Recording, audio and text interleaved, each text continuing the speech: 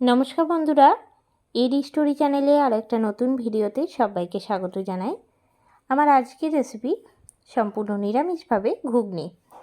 মটরের ঘুগনি আমরা প্রায় সময়ই তৈরি করে থাকি। বিজয়া দশমী স্পেশাল এই ঘুগনিটা কিন্তু সহজেই আপনারা বানিয়ে নিতে পারেন। পুরো ভিডিওটা স্কিপ না করে দেখতে থাকুন। যে কোনো নিরামিষ দিনে এইভাবে ঘুগনি বানিয়ে নিন, আশা করি সবার খুব ভালো লাগবে। মটরের ঘুগনি বানানোর জন্য প্রথমে আমি মটরটা ভিজিয়ে রেখেছিলাম। আগের দিন রাত্রে মটরটা ভিজিয়েছি। তো মটরটা ভিজে যাওয়ার পর আমি প্রেসার কুকারে একটা সিটি দিয়ে নেব। ভালো করে ধুয়ে নিয়ে দিয়ে দিলাম প্রেসার কুকারের মধ্যে। আর এর সাথে আমি দিয়ে দিচ্ছি আলু। আমি দুটো বড় সাইজের আলুকে একটু বড় বড় করে কেটে নিয়েছি। দিয়ে দিচ্ছি জল। আমি এখানে 1 কাপের মতন জল দিলাম। প্রেসার কুকারে ঢাকনা লাগিয়ে একটা সিটি দিয়ে নিচ্ছি। অন্যদিকে মিক্সিং জারে একটা মশলা তৈরি করে নেব। মশলা পেস্টের জন্য দিয়ে দিলাম কয়েক টুকরা আদা, কাঁচা লঙ্কা, দিলাম 2টো টমেটো, সামান্য জল দিয়ে বেটে নিচ্ছি। অন্যদিকে কড়াই চাপিয়ে নিয়েছি। কড়াইয়ের মধ্যে দিয়ে দিচ্ছি সরষের তেল 3 চামচ। এর মধ্যে দিয়ে দিচ্ছি নারকেল। নারকেলটা আমি কুচি করে নিয়েছি। আমি 2 মুঠোর মতন নারকেল কুচিয়ে ভালো করে ভেজে নিচ্ছি। হালকা লাল লাল করে ভেজে নিতে হবে। গ্যাসের ফ্লেমটা লো টু মিডিয়ামে রাখবো। নিরামিষ ঘুগনিতে একটুখানি নারকেল দিলে কিন্তু খেতে খুব ভালো লাগে। নারকেলটা লাল করে ভেজে নেওয়া হয়ে গেছে, তুলে রাখছি অন্য একটা বাটির মধ্যে।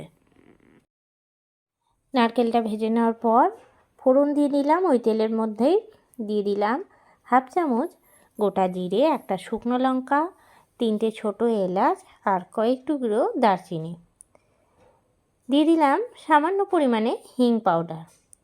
এরপরে দিয়ে দিচ্ছি মিক্সিতে পেস্ট করে রাখা মশলাটা।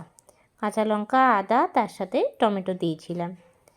দিয়ে নিয়ে খুব ভালো করে নাড়িয়ে নিচ্ছি। গ্যাসের ফ্লেমটা লো টু মিডিয়ামে রেখে বেশ কিছুক্ষণ সমানে নাড়াচাড়া দিয়ে নিয়েছি। এরপরে আমি দিয়ে দেবো এর মধ্যে হলুদের গুঁড়ো, পরিমাণ মতন লবণ। মটরটা সেদ্ধ করার সময় কিন্তু আমি লবণ দিইনি, সেজন্য রান্নাতে একবারেই আমি লবণটা দিয়ে দিলাম। লবণটা দিয়ে নাড়াচাড়া দিয়ে নেওয়ার পর দিয়ে দিলাম হলুদের গুঁড়ো, দিয়ে দিচ্ছি 1 চামচ জিরের গুঁড়ো, 1 চামচ ধনে গুঁড়ো, দিয়ে দিচ্ছি সামান্য পরিমাণে ঝাল লঙ্কার গুঁড়ো। আপনারা চাইলে নাও দিতে পারেন, কাঁচা লঙ্কা দিয়ে রান্নাটা কিন্তু করতে পারেন, কিংবা কাঁচা লঙ্কা পেস্টও দিতে পারেন। সামান্য জল দিয়ে মশলাটা কষিয়ে নিচ্ছি।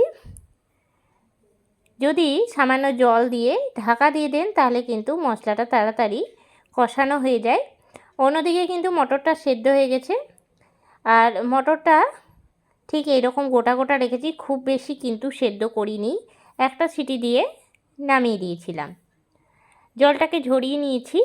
অন্যদিকে কিন্তু সমানে নাড়াচাড়া দিয়ে মশলাটা প্রায় কষানো হয়ে গেছে। মশলাটা ভালো করে কিন্তু এখন কষানো হয়ে গেছে। মশলা থেকে তেল উঠে এসেছে। দিয়ে দিচ্ছি আগে থেকে ভেজে রাখা নারকেলটা।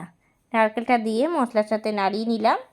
এরপর দিয়ে দিচ্ছি আমি সিদ্ধ করে রাখা মটরটা আর আলুটা।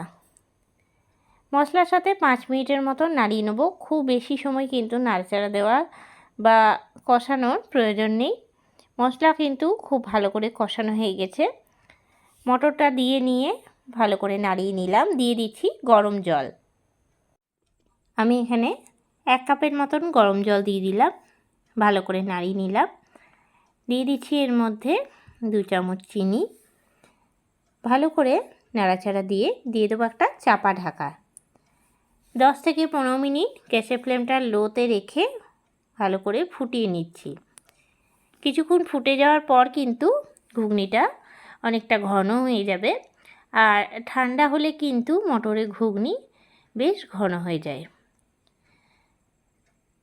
15 মিনিট পরে ঢাকনাটা খুলে আবারও ভালো করে আমি নাড়িয়ে নিচ্ছি।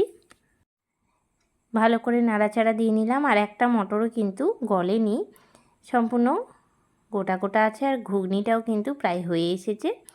নামাবার আগে দিয়ে দিচ্ছি কস্তুরি মেথি পাতা। একটুখানি হাতে ঘষে আমি ওপর থেকে ছড়িয়ে দিচ্ছি।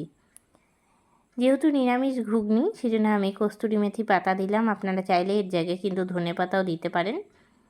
কেমন লাগলো রেসিপিটা অবশ্যই জানাবেন। ভালো করে নাড়াচাড়া দিয়ে গ্যাসের ফ্লেমটাকে বন্ধ করে দিচ্ছি। একটা প্লেটে রেডি করে নেব। একটা প্লেটের মধ্যে আমি ঠিক দোকানের মতন রেডি করে নিচ্ছি।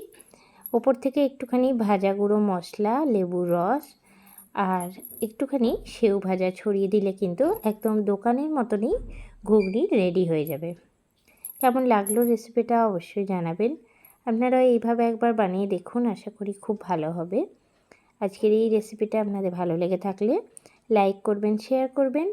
এই চ্যানেলে নতুন বন্ধু হয়ে থাকলে চ্যানেলটা সাবস্ক্রাইব করা অনুরোধ রইল। আর যারা ফেসবুক পেজ থেকে দেখছেন অবশ্যই পেজটাকে ফলো করে দেবেন। আবার নতুন কোনো রেসিপি নিয়ে হাজির হব। সঙ্গে থাকুন আর দেখতে থাকুন। সবাই ভালো থাকবেন, সুস্থ থাকবেন। ধন্যবাদ।